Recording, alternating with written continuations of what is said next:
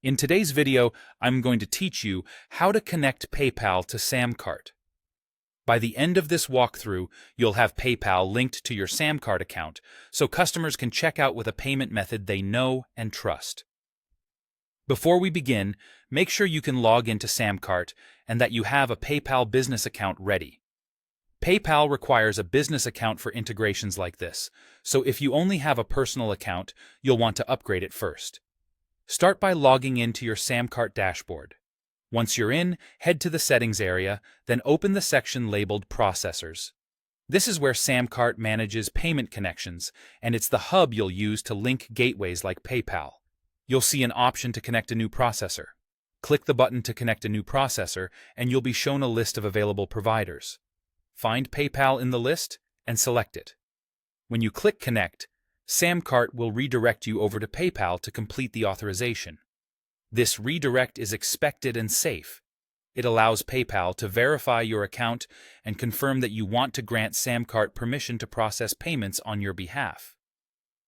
On the PayPal page, sign in to your PayPal business account. If you use two-factor authentication, follow the prompts to verify your login. PayPal will present an approval screen describing the connection. Review the details and approve the connection to move forward. This step is what securely links your PayPal account to SamCart without sharing your PayPal credentials directly with SamCart. After you approve, you'll be redirected back to SamCart automatically. If you don't see the redirect, check that your browser isn't blocking pop-ups, or try refreshing the page.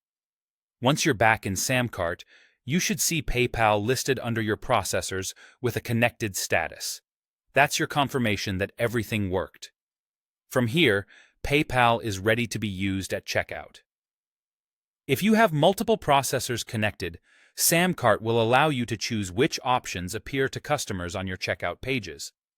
If a product isn't showing PayPal as an option, double-check the product's checkout settings and make sure PayPal is enabled there. A few quick tips before we wrap up. Make sure you're logged into the correct PayPal business account during the authorization.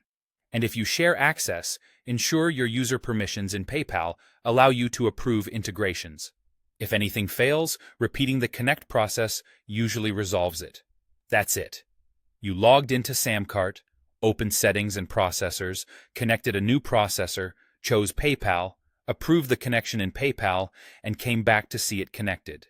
You're all set to accept payments with PayPal in SamCart.